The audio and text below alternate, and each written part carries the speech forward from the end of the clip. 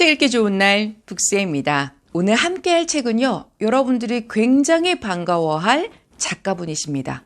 연금술사라는 책 읽어보셨죠? 아마 책을 좋아하시는 분들은 읽어보셨을 거고요. 어쩌면 나의 인생 책입니다 라고 말씀하시는 분들도 계실 겁니다. 아니면 어서 이름은 들어봤는데 이렇게 얘기하시는 분들도 계실 거예요. 저한테는 인생 책이었거든요. 그 파울로 코엘료 이분이요. 자신의 SNS에 문장들을 올린 거를 이렇게 엮어서 에세이, 신작 에세이를 출간했습니다. 책 제목은 내가 빛나는 순간. 표지랑도 참 예쁘고 요 그림도요. 윤예진님께서 그려주셨거든요. 이분이 이 그림 그린 걸 이렇게 하나하나 보고 있으면 이렇게 보게 되더라고요. 그래서 여러분들도 이 책을 직접 구매하셔서 저는 132개나 되는 책 내용들 중에서 딱 오늘 8개만 할 거거든요. 그래서 여러분들은 직접 구매해서 글도 읽어보고 그리고 그림도 감상해보는 그런 시간이 되시길 바랍니다. 파울로 코엘료, 이 시대 가장 사랑받는 작가, 영혼을 뒤흔드는 문장력으로 언어의 연금술사라고도 불린다. 그 연금술사로 전 세계적인 작가의 반열에 올랐잖아요. 그런데 기네스북에도 오르셨더라고요. 2009년 연금술사로 한 권의 책이 가장 많은 언어로 번역된 작가로 기네스북에 등재되었다. 그분이 하나하나 SNS에 글 올린 그림들입니다. 제가 목차를 보니까요. 총 4장으로 이루어져 있는데요. 1장, 나를 믿고 한 걸음 앞으로. 2장, 오늘의 마음을 소중하게 돌보며. 그리고 3장, 나에서 우리가 되는 연습. 4장, 사소한 순간이 쌓이면 멋진 마법이 된다. 그러면 제가 선택한 8개는 어떤 건지 한번 지금부터 볼게요. 첫 번째요. 참 괜찮은 사람. 살면서 참으로 많은 싸움을 하게 됩니다. 그 과정에서 거짓말로 상황을 모면하거나 자기 자신을 속이기도 했을 것입니다. 고통도 받았을 테고요. 사람들은 모두 그런 일을 겪으면서 철이 듭니다. 그러니 그때의 일을 굳이 부끄러워하지 않아도 됩니다. 단, 정말 괜찮은 사람은 다시는 같은 실수를 반복하지 않습니다. 두 번째요. 무능한 사람의 특징. 소녀는 할아버지와 함께 파리 시내를 걷다가 어떤 사람이 구두수성공에게 심하게 항의하는 장면을 보게 되었습니다. 구두수성공은 조용히 항의를 다 듣고 나서 실수를 바로잡겠다고 사과했습니다. 소년과 할아버지는 카페에 들어가서도 비슷한 장면을 보았습니다. 종업원이 의자를 조금만 비켜달라고 부탁하자 한 손님이 고래고래 소리를 질러대는 것이었습니다. 할아버지가 소년에게 말했습니다. 오늘 본 것을 잊지 말거라. 유능한 사람은 무능하게 취급당해도 그러려니 하거든. 무능한 사람만이 권위적으로 굴지. 자신이 무슨 대단한 사람이라도 된 듯 뻐기면서 말이야. 그리고 세 번째 이야기는요. 돌아보기. 포기하고 싶다는 마음이 들 때 떠올려 보세요. 나는 왜 그리 오랫동안 매달렸을까? 참 짧은 문장인데요. 이 삶에 대한 통찰력이 느껴집니다. 그리고 그림을 한번 보여드릴게요. 이 그림을 이렇게 보시면 어쩌면 조금만 더 올라가면 되는데 요거를 남겨두고 딱 포기를 하고 싶은 그 순간이 있을 수 있잖아요. 그런데 여기에서 이렇게 써 있는 거죠. 왜 그리 오랫동안 매달렸을까? 그러니까 포기하지 말고 올라가라는 거죠. 매달렸던 게 아까워서라도. 저는 그렇게 해석이 되더라고요. 그래서 세 번째 돌아보기 이야기였어요. 그리고 제가 선택한 네 번째 이야기는요. 비참하게 사는 최고의 방법. 행복하게 사는 최고의 방법 이런 게 아니고요.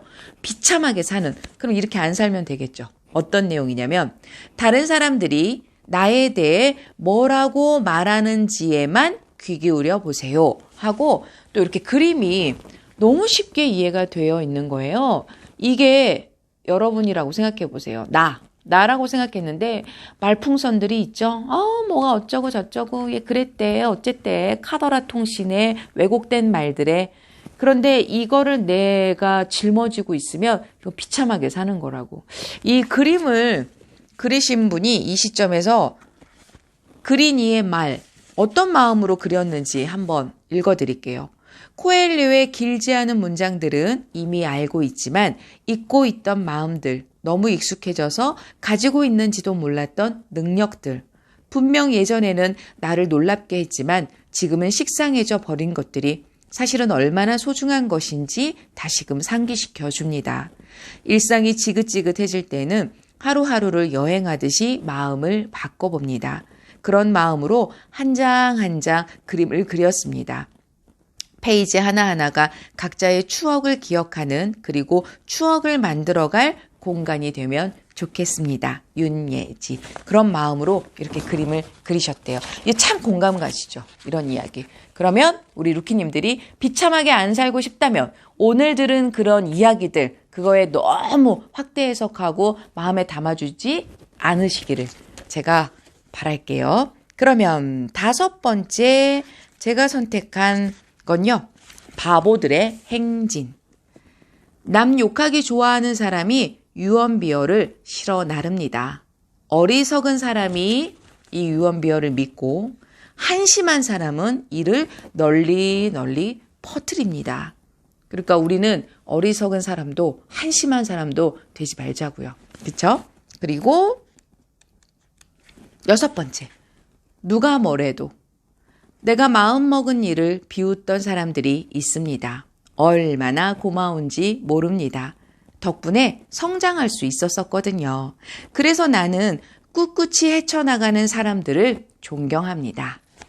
그리고 7번째는요. 대나무처럼. 대나무는 심고 나서 거의 5년 동안은 작은 새싹 말고 아무것도 볼 수 없습니다.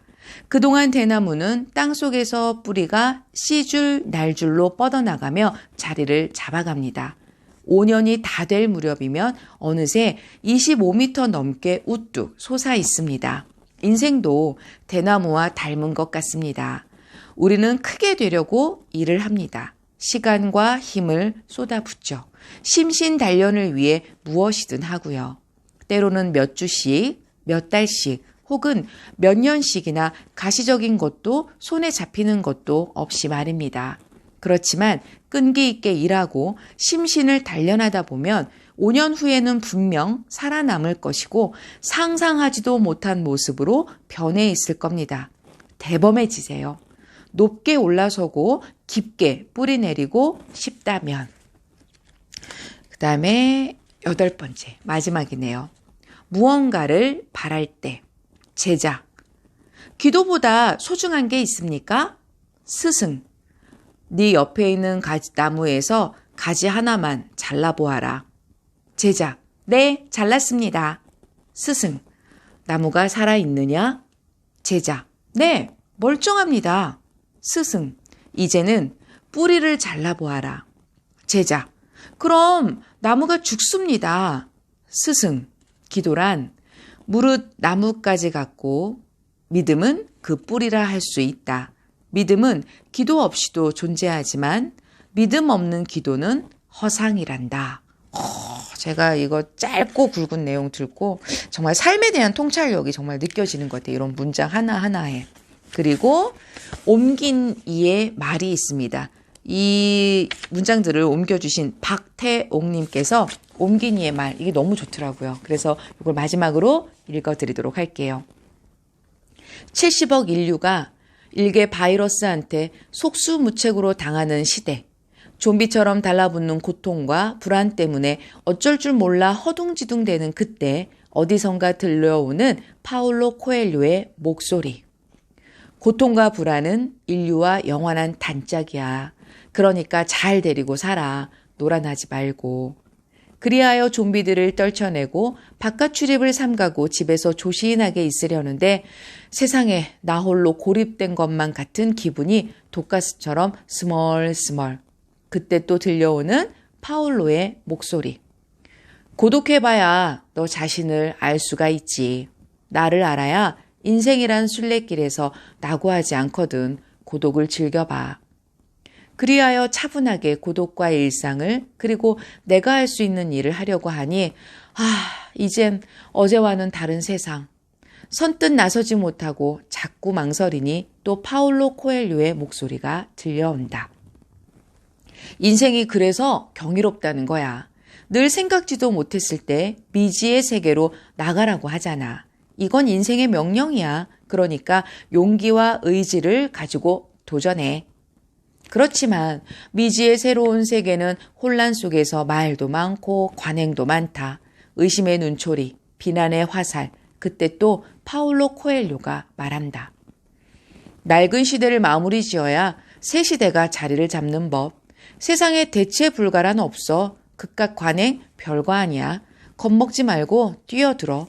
모험은 모든 불신과 비난과 위험을 감수할 가치가 있으니까.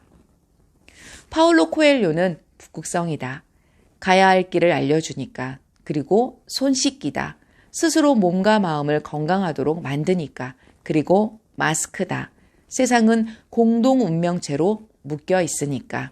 그러니까 우리한테 필요한 건 그의 말처럼 때를 기다리는 인내심과 어떤 상황에서도 물러서지 않는 투시. 단순해 보이지만 속은 지혜로 꽉 찬 파울로 코엘료의 위대한 글쓰기의 경의를 박태옥 그리고 옴기니의 말 이렇게 돼 있습니다. 세계에서 가장 많은 언어로 번역된 작가, 영원한 여행자이자 히피 파울로 코엘료 신작 에세이. 오늘 우리 루키님들에게 조금은 행복을 더해드리는, 조금은 마음을 평화롭게 편안하게 해드리는 그런 시간이었길 바랍니다. 오늘도 북쌤이 응원합니다.